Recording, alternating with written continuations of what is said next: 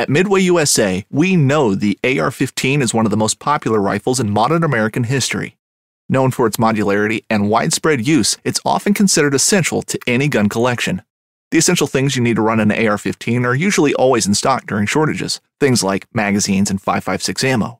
Whether you're looking to buy a new AR-15 or buy parts for your modern sporting rifle, log on and for just about everything for the outdoors, shop MidwayUSA.com. Fishing like a local isn't just about catching fish. It's about connecting with the environment and the people who call it home. It's about hearing the stories and traditions that have been passed down for generations and sharing unforgettable moments with the people you meet along the way.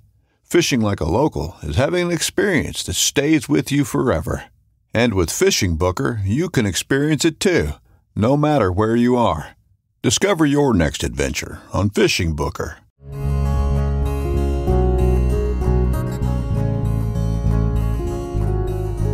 Welcome to the Casting Across Fly Fishing Podcast. I'm Matthew of castingacross.com, where I explore the quarry and culture of fly fishing. This is the 249th episode of the podcast. That means next week we are at 250, and 250 is going to be something special. If you've been around for a while, for the last 248 episodes, you know that for every 50 episodes I've done something a little bit different, changed up the format of the podcast. But 2 weeks from now, so episode 251, that is going to be another accusations podcast. And those episodes are opportunities for me to interact with questions, comments, and accusations from you, the listener or reader of castingacross.com. So if you have anything that you want to submit for interaction, Matthew at castingacross.com, Matthew at castingacross.com. It can be a question about something I've talked about. It could be a completely random question, or it could be just your perspective on something that I have treated on Casting Across in either the written or spoken forms. So a couple of interesting episodes coming up in the next few weeks. Kind of on a similar note, I do appreciate all of the new listeners that I have received, both here and internationally. I've had a good run of folks tuning in from, particularly from a couple of different parts of Europe. And so thank you for listening to Casting Across. And if you appreciate it, then leave a review on iTunes and also rate it. That gets it in front of more ears. And you doing it is how it's going to happen, because marketing and SEO and all that sort of stuff is just not how I want to spend my time. So I'd rather just create content and let the algorithm do it. And so you are the ones who steer the algorithm. So, all right. Well, I'm going to talk about things I know a little bit more about. And today we're going to talk about fly fishing gear, and we're going to talk about modifying fly fishing gear. Now, what do we talk about when we talk about modifying? If you ever get on YouTube, which inevitably everyone gets on YouTube, you know that there's lots of videos about how to modify things that you buy off the shelf. In the last few months, I have watched videos about modifying Nerf guns with my kids. I have watched a video about modifying some car parts to make them more efficient. I've even watched a video about modifying the carburetor for a leaf blower. So there's lots of things that you can do with something that works totally fine. It's a perfectly serviceable product that you buy off the shelf or you buy online, and it shows up at your door, or you bring it home. But then there's a few things that you can do to tweak it to make it a little bit better overall, more efficient, more effective, or to make it fit your situation even better than it did when you bought it. So that can be done with fly fishing gear. Now, I'm not going to be talking about cutting fly rods. I'm not going to be talking about remachining fly reels, nothing that requires specialized equipment. And in fact, some of these things are like really lowercase m modifications, but they're things that, for two reasons. One, if you're a new angler, you might not know you can do this. It might be the most common sense thing, but I just wanted to share it because it could be helpful. And secondly, if you've been fishing for a long time and you've always been frustrated with something, but you're not the kind of person that likes to, pull out the tools, or you're not the kind of person who likes to tinker with stuff. These are some very simple things that can be done that is not going to damage your equipment, is not going to, you're not going to be out any money if you do these things. So I just want to share these 4 simple things that I have done a number of times that I have found very helpful. And they're things that I didn't do initially. They're things that I, after a while, said, you know what, this is how I'm going to do this. And it has really made a difference in just simple conveniences. And once again, the effectiveness and efficiency of my time on the water. So the first one something I wrote an article about a few years ago, and it's interesting that the fly rod industry, or excuse me, fly fishing industry, has actually created products that kind of fill this niche in the meantime. Inevitably, this is something that they've done over in Europe. I just wasn't aware of, but now you see a couple of American manufacturers doing it. And what is that? Well, with the dawn of Euro nymphing here in the United States, and it's taken the world by storm, and it's something that I don't know if we've kind of crested that wave. It seems like there's less products because, I mean, how many 12-foot 3 weights can you really make, and how many reels that are more meant for holding line than and being a particular weight can you really produce? But Euro nymphing is a very effective way to catch fish. But you find yourself in this interesting situation where you are having a high stick posture. You're holding a long, 11, 12, maybe even 13-foot fly rod up for a long period of time. Now, what happens if you have a 3-weight reel on an 11-foot rod? Well, that thing is going to be very tip heavy. Not so heavy that it's going to fall out of your hand or the tip is going to fall in the water all the time because you're unable to keep it up, but it's not going to be balanced well. And when you're talking about mere ounces, a few ounces for a fly rod and a few ounces for the reel, if it's not balanced right, it is going to lead to fatigue over the course of the day if you are high stick nymphing, as one does with Euro nymphing or even with certain traditional Western nymphing styles. On the other hand, if you are fishing with an older bamboo or fiberglass rod, or maybe even a more contemporary bamboo or fiberglass rod, and you have a super lightweight reel, whether it be machined or whether it be something that is die cast, there is a chance that that rod is going to feel very heavy in hand. I've talked about this before on the podcast about how rods that feel incredibly light and responsive and crisp, even if they are fiberglass or bamboo, when you're just shaking them around in the shop or when you're playing with them before you're fishing with them, once you get on the water, they start to feel a little bit clunky. Well, inevitably that's going to be because they're now bearing the load and the weight of the line. But another reason for that is that we are used to well-fit rods and reels, well-balanced rods and reels. And more often than not, if you're fishing a 9-foot, 5-weight graphite rod and you buy a normal trout reel, it's going to be pretty balanced. But if you're fishing an older fiberglass or bamboo rod and you throw on a brand new, incredibly lightweight reel, that is going to feel tip heavy. So you have these two circumstances that I just mentioned, these two situations. One, Euro nymphing, and two, if you're fishing with a heavier, kind of a maybe even a softer rod, it's going to have the feel of a heavier, a weightier rod, but it has to do with the action and the way that that taper is distributed along the blank of that rod. You're going to have these two situations where your reel is too light. Now, it might be, 4 ounces or 5 ounces, and your rod might be around that same thing. But if it feels like that rod tip is pulling itself down as you're holding it maybe parallel with the water, or there's that old trick of trying to balance a rod on your finger. And if you're having to move your finger really, 6, 8, 10, a foot away from the tip of the cork as you're moving towards the rod tip, then that rod is not balanced optimally. Does this mean that you're not going to be able to fish with it or you're not going to be able to catch fish on it? Absolutely not. Does this mean that your arm is going to fall off after a day of fishing an improperly balanced rod? No. But there is a simple solution. You can buy lead tape. What's lead tape? Lead tape is simply weighted tape. The easiest place to get it, where you're not going to have to look very hard, if you go to a craft store, they have it for like Pinewood Derby cars that like Boy Scouts and other kids activities use.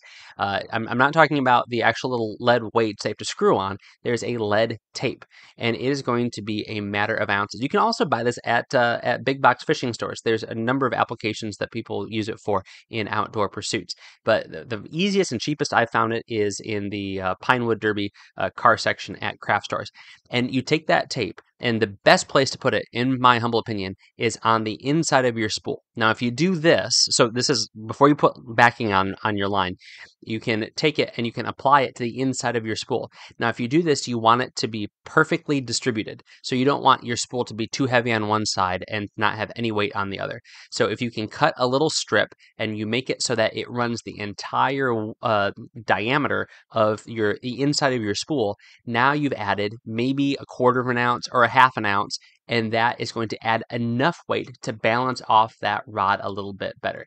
Now, to be truthful about this, it is going to take a little bit of tinkering if you want it to be perfect.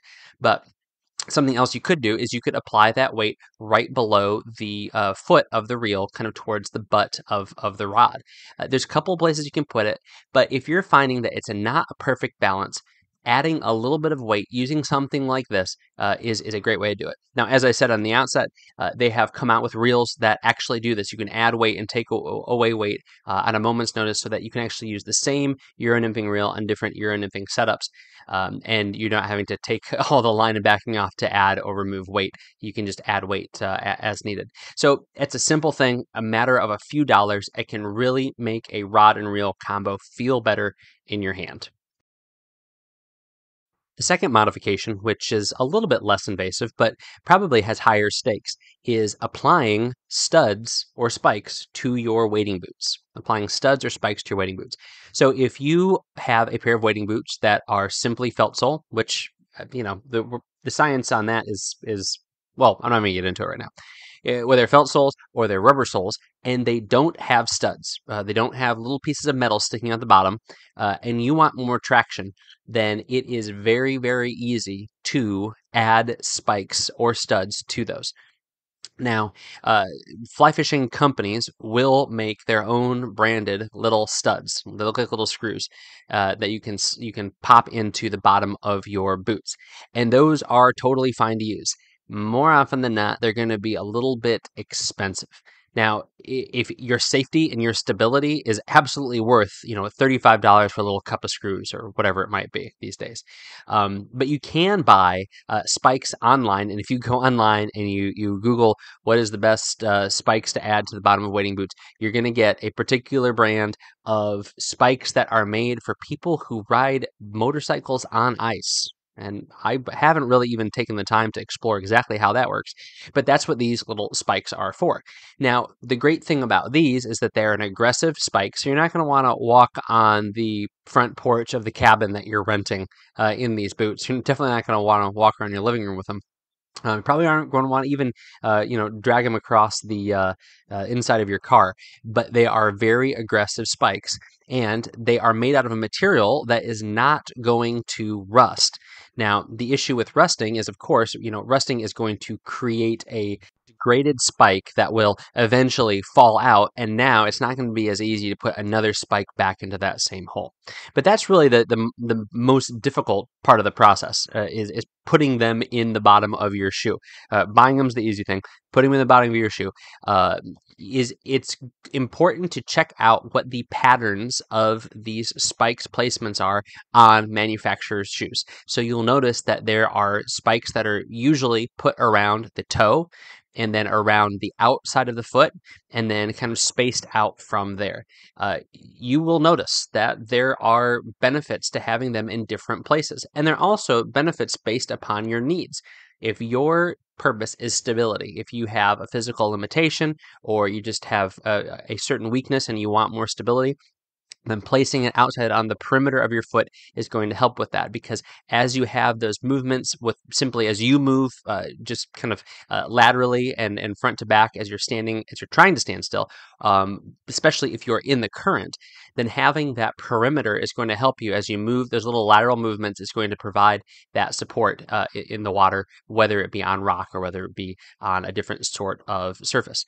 So if you are looking for something that allows you to move a little bit more efficiently and effectively, then you front load them towards your toe. But it's always important to make sure you're using the right length spike. The last thing you want to do is have the sharp end of the spike that goes into your footbed coming through the sole and ending up where your neoprene waders are going to be, or more importantly, your foot. So it's important to make sure that you're using a relatively short screw head that goes into the bottom of your boot. If you want to cut out all the guesswork, then don't buy them from a online company. Buy them directly from the manufacturer of your fly fishing boot. And you'll notice that actually a number of fly fishing companies who make studless boot soles for their wading boots will actually have spots that are specially designated to receive those spikes, which makes it easier. But even when you do that, you don't have to put one in every hole. You can place them as needed. Okay, so first thing, adding weight to reels, or really to rod butts. Secondly, putting the spikes or the studs in the bottom of your wading boots. The third one is something that I think everyone should do. I'm not going to make anyone do it. I'm not going to make it a hard and fast rule, but I think everyone should do it. When you buy a knotless tapered leader, which are great, and I use knotless tapered leaders like 75% of the time. The other 25% of the time, well, let me take that back. 75% of the time, knotless tapered leaders. 20% of the time, I'm using furled leaders, and then whatever the remainder is, my math there, 5%, I am building them from scratch with some heavy-duty fluorocarbon for certain saltwater applications. But I like taking knotless tapered leaders, whether they be mono or they be fluorocarbon, and whether it's a 9-foot leader or 7.5-foot leader, I will take a little bit of 0x tippet and I will find where that knotless tapered leader's diameter is right about 0x, and I will snip it off. I will cut that thing as soon as it comes out of the package. Well, usually as soon as I put it on the end of my fly line. And then what I'll do is I'll tie that section right back on there using a nice solid blood knot. Why do this? Why introduce a knot into a knotless leader? Because of course, a unmolested piece of monofilament or fluorocarbon is going to be stronger than a knotted one. Why do that? Well, for most of my applications I'm going to run into, really, whether it be incredibly large warm water fish or even saltwater fish, certainly trout, having a knot in what is basically 15-pound test is not going to be a problem. But what I like is having a point that I know this is where the value of this product comes in. The value of a knotless tapered leader is not necessarily that you have this foolproof set it and forget it leader material. That butt is really where the magic happens. Having that tapered section of really heavy duty stiff butt section down to about 0x is where I find you get your most value, because what that enables you to do is buy a $5 knotless tapered leader, throw it on the end of your fly line, and then you only have to carry tippet 0 to, I carry 0 to 7x with me all the time, because what that allows me to do is now I can build any kind of leader that I want to build off of that knotless tapered leader. And I know precisely where, when I'm on the water, that 0x section begins. So if I'm fishing for midges, or fishing with midges for gently rising trout, then I can build off from that 0x point. And again, I might have that brand new leader material still tied on at that knot. So I've got another 9 feet of leader that tapers down to 6x. Or I could have been doing all sorts of stuff over the last few months, fishing in all different ways, and I clip all the way back to that knot, and I start to build up my 7x, probably 12-foot midge leader that I'm going to use. Or if I'm fishing for midges and all of a sudden I see a really big fish, or I get to see an undercut bank and I really want to throw a big meaty streamer, then I go all the way back to that knot and maybe keep on a section of what's 1x, and then I build off like a 2 or 3x leader off of that, and now I've got a 7-foot streamer leader. But what that butt section does is it gives me that flexibility on the water, but it also means that I don't have to buy, again, it's not crazy money, but it is easier, especially if you're getting started, or you have limited finances, or you have limited space, or you just want to mess with it. You don't have to buy all of those different diameters of leader material to build out your own leaders from butt section to tip. Using that 3-4 foot section of knotless tapered leader is going to give you everything you need in a butt section and a transition, so that you can do any and all kind of fishing that you want to do, particularly when it comes to warm water. I like to build my saltwater leaders out from scratch, but I'm not sure why I do that, but that's what I've always liked doing. It gives me control of all of my knots, especially that terminal end of my fly line into my leader. I like to be in control of that. So don't worry about cutting a brand new leader. Because, I mean, the fact of the matter is we've probably all taken one on the package and tried to hastily attach it to the end of our fly line and gotten the thing completely snarled up anyway. So this is just you taking control of that. And one last thing on that note.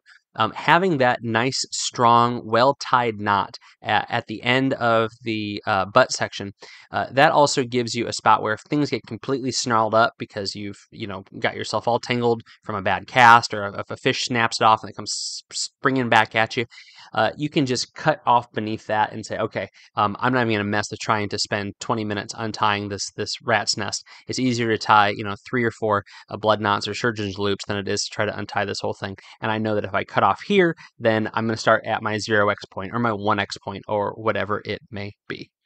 Okay, so we talked about weight on rod butts. We talked about spikes on boots, and you could wear spurs on boots. I mean, if you you ride your horse down the creek, or you're riding a trout or something like that. And then thirdly, talked about the modification of a knotless taper leader by tying a knot. Pretty crazy. Lastly, and this one's simple because we're almost at the 20-minute point. Flies.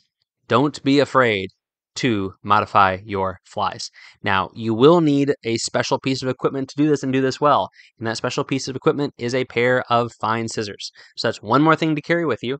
And it's something I would encourage you to carry sheathed, not to have sharp fine scissors just jangling around your backpack or hanging off of a zinger on your vest.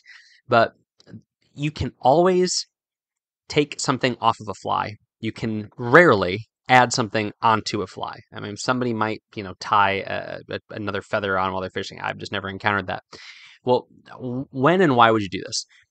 There's better times to do this and worse times to do this. There's been times, like, for example, I had some Hexagenia, some big brown drake flies that I had in my box one year fishing that hatch in Pennsylvania on some spring creeks. And the fish were just refusing anything bushy. Basically, I think what it came down to is they were really going after emergers, and they were going after drowning flies. So I took my forceps that had a little bit of a scissor blade in them, and I trimmed that thing down and just butchered it. And so it was the ugliest fly. Thankfully, I was fishing at dusk, and all of a sudden I started catching lots of fish. So I took a completely healthy, pretty, good-looking traditional dry fly, and I cut it down and made it look just absolutely ugly. But I caught fish with it. So that fly was basically ruined after using it. But again, that's what flies are for. But there's other times where this can be beneficial. One example is if you are fishing streamers that are composed of synthetic materials. So thinking about maybe like a clouser that's tied with EP fibers. You can tie a certain length, and if you notice that you're getting short strikes on that fly, then you can take that fly and you can, comb it out using your fingers, and you can create a new tail on that fly. So say it's a 1/0 hook and you've tied a 5-inch fly, then you now straighten that fly out, and with the same angle of the original cut when you tied that fly, or the fly shop tied when they tied that fly, you can now make it a 3.5 or a 4-inch fly. With a synthetic fiber, the benefit of that is that you are not messing up the profile of a feather. So if this is a like a deceiver that's tied with rooster feathers, you can't do this. I mean, you can. It's just going to be ugly as sin, and it'll work in a pinch. And if you catch fish, then I guess that's fine. But it's going to really mess up the action, the profile, and the look of that fly. But if you're dealing with synthetic fibers on streamers, this is a great thing to do. Another time that this is an idea that you can pursue is, like I said before, when it comes to fishing dry flies. This is one that you're probably going to ruin the fly, but in a pinch, it's going to work. So say you've tied bushier dry flies, and the fish are really going after things that are sitting more level in the surface of the water. Now, there's things that you can do. You can grease your leader and allow that dry fly to sink. You can carry a greater diversity of flies in your box. But in a pinch, you can go and you can trim in a couple of ways. You can trim that fly so that there is no hackle that is extending below the body, so it basically looks flattened off on the bottom. You can go in and you can trim off the top and the bottom, so it's almost like a T shape, and you'll see some crippled flies that are tied this way. You can trim it so that it really only has a post, and it becomes basically a parachute dry with 2 wings. But having a sharp pair of scissors on hand allows you to make modifications that are either going to kind of take that fly down as collateral damage or simply change the look of that fly. And this is something that is no law against it. There's no one that says that you can't do this. And actually, there are times where this will get you on a fish where you weren't going to get on a fish. Another example, another anecdote for this, because I can probably continue to think about times I've done this. Fishing for Great Lakes steelhead, and they were just being so stinking finicky. I continued to trim down and trim down and trim down a glow bug until it was basically it's like a size 14 hook with just the barest minimum orange fuzz around it. I mean, it looked more like a sunk orange woolly worm, or not woolly worm, but like an inchworm, than it did a glow bug at this point. But I continued to trim down, trim down, trim down until finally they said, "Oh, this is the size that we want." And I started catching fish, and I was able to do that because I had a pair of scissors on me. You can try it with your nippers, you can try it with your forceps, but just carrying a pair of scissors gives you that flexibility to modify your fly on the fly. All right, so those are 4 things that don't require a whole lot of specialization, don't really require a whole lot of money. The spikes are going to be the most expensive thing. But hey, when was the last time you said that you got online and you bought spikes that are made for, for ice motorcycle racing? Okay. Anyway, if you have any questions about that, if you do something similar to this that you would like me to know about, maybe talk about next episode, not next episode, but the following episode, let me know. Matthew@castingacross.com. This week on the podcast, the first article was River Apollo 6. River Apollo 6. So this is the 6th installment of the River Apollo narrative series. I've found that folks are reading this, and hopefully they are enjoying it. And I'd like to see kind of where this goes. It's fun to write a story that you don't necessarily have to nail down in one moment, and you can kind of allow things to adapt and change as you're thinking through things. It's a good way to write. Wednesday's article was called Fish Art Appreciation. Fish Art Appreciation. So I tell a story of 3 paintings. Well, 1 is a painting, 2 are prints that I look at every day. So do you have fish art hanging up? What's the story? It's fun to think about that, and it could be that you just bought it at Home Goods. But if you like it, then that's really what makes art worth appreciating. This week's recommendation on the podcast is for something I'm not going to use, but it is worth mentioning. So I've talked about scissors on the podcast today, and the scissors that I use for fly tying for all of my precision work are made by Loon. Comfortable grips, nice wide holes for my fingers, even though I don't have particularly large hands, and nice sharp blades right out of the package. And they're affordable. But they've just come out with the left-handed version of their Ergo scissors. So their main scissors, they now make a left-handed version of it. I don't think much about left-handed stuff, except for the fact that definitely 1 and maybe 2 of my children are left-handed. My oldest is left-handed, and I'm thinking my youngest might be. But, when you're 4, you just kind of do anything any way you can. But this is a great thing to have on hand if you are left-handed. It allows the blades to be oriented appropriately for holding those scissors with your left hand. So as you know, good pair of scissors, whether you're in the kitchen or whether you are sewing or whether you're tying flies, they're going to be oriented where the top blade engages in a certain way with the bottom blade with what you're working with. Additionally, with the way that the thumb hole and with the finger holes allow you to manipulate them. The finger holes inevitably being larger than that thumb hole to allow you to put your first and second digit of your hand into them. So this is a left-handed pair of the main scissors that Loon sells, the Ergo left-handed all-purpose scissors. They come in at $19. $19. So that is a very good price for a quality pair of fly tying scissors. And they come in their trademark Loon yellow and black. So I'll put a link to the Ergo left-handed all-purpose scissors on this podcast show notes on castingacross.com. Thanks for listening to the Casting Across Fly Fishing Podcast. Please subscribe to your favorite podcast app and rate the podcast in iTunes. Then head over to castingacross.com for 3 posts a week on the people, places, and things that go into the pursuit of fish.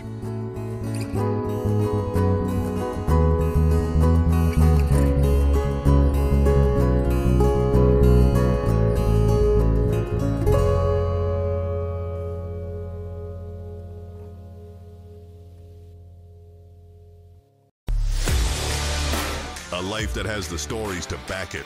A life to be proud of. It's a Winchester life. Yeah, baby. 6'8" Western. Oh, mule deer, baby, right there. Tune in every Tuesday at 7 p.m. Eastern on Waypoint TV.